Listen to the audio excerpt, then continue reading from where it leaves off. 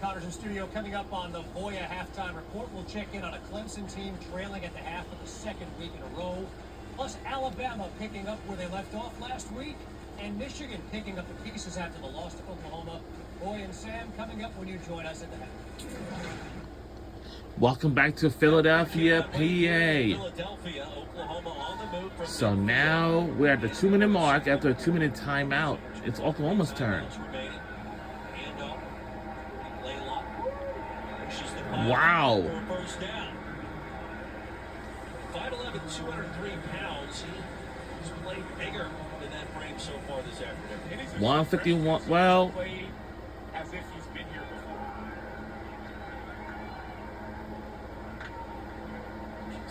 So it looks like my band has just made their way down onto the field before we go into halftime.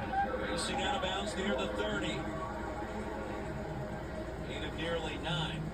Javier Moore, number 15 for Temple. He had the edge. He set the edge, but he stopped his feet. You never want to stop your feet to try to make a tackle. Otherwise, the offensive player is going to dip in and go out, just like we saw Blaylock do. Temple cash in the field goal and the interception by Mateer, keeping the red zone. Oklahoma has given up the first half of the season. Block again, back to the well once more on second and short. That's a first down. And I like the patience in which Ben Arbuckle is calling this possession. He understands that he could have taken a shot early. He had his opportunity, but he wants to try and run down some of the clock and then get it scored. Just efficiency with clock management. I appreciate it. Quarterback at Division II West Texas A&M, Ben Arbuckle. 29 years old.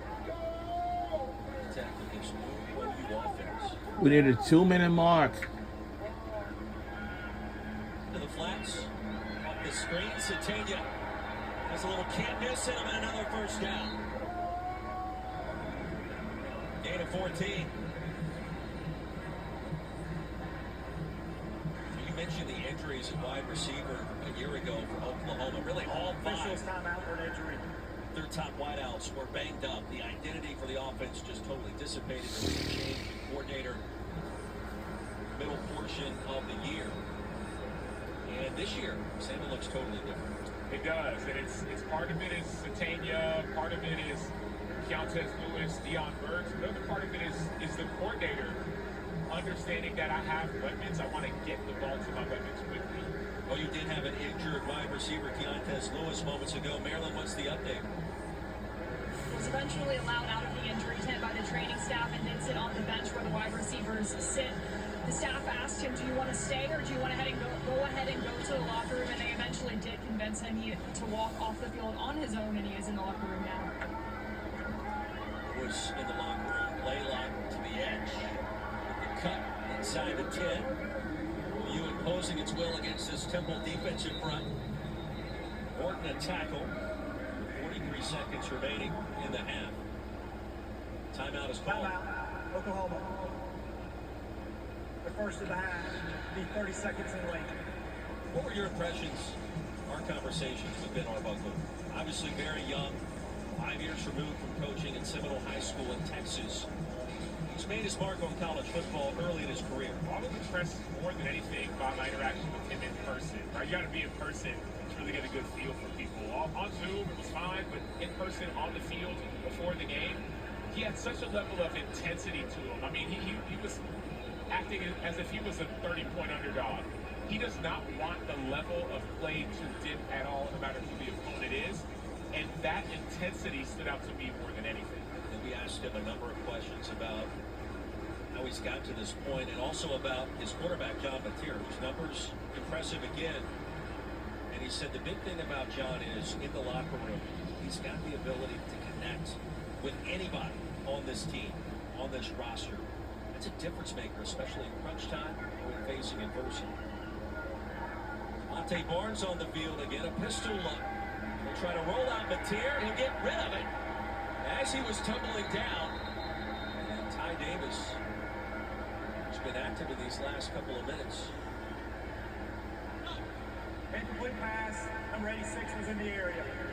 Say Carson Kent was around, no intentional grounding. Yeah, but going back to my impressions of Mateer, it it wasn't only that, but there was this opportunity the coaches told us about where there was a voluntary workout, and not enough people showed up to the voluntary workout, and John Mateer, the guy you see on your screen, sent out a group text and said, I need everybody here. The next day, they all showed up. So that leadership permeates to the season.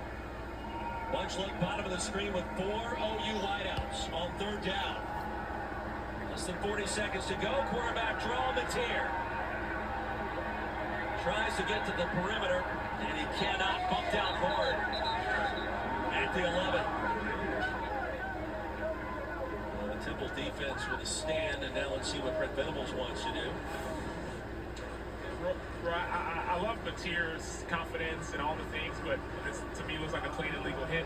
But he's taking too many of these. Like, if you start looking at the big picture and the landscape of what Oklahoma wants to do, if he keeps on taking these hits, those can wear and tear on your body. So that's the time where you have to know when it's not there and try to avoid a hit like that. And Sandell is already one long field goal today after a miss last week early against Michigan. Now 2 for 2 in Philadelphia. In the lead, back to 25. 29-yard effort is true. John Mateer would start on the road in season number 1 in Norman. Remember, he's got one more year of eligibility after this one, and he can do so many different things. His escapability, Sam, on full display. It's almost not fair because as a defender, you think you have him and you don't. And then you think, okay, he's going to run it, and he doesn't. He passes it, and then he passes it like that. So it just makes you frustrated as a defensive player and a defensive coordinator because the first thing that you try to do likely will not work. Take away the run, he's going to pass. Take away the pass, he's going to run. Try to keep him bottled up, he'll be patient enough and just outrun you to the edge. John Mateer is a weapon for this offense. It's amazing to think Mateer and Cam Ward in the same locker room at Washington State 2 years ago. Who knows about the draft status of Oklahoma's new starting quarterback in the future? Cam Ward went number 1 overall, Tennessee Titans. Mateer has a lot of college football potentially in front of him. They've been getting down, out of bounds, or absorbing those big hits. Could be a big deal this season. Talk a lot about him playing, especially in the SEC. You're going to be bigger humans hitting you. I remember playing with Colt McCoy and playing against Alabama in the national championship, and he took a big hit by Marcel Darius that injured him for the rest of the game. So these are just things to be aware of as the season goes along.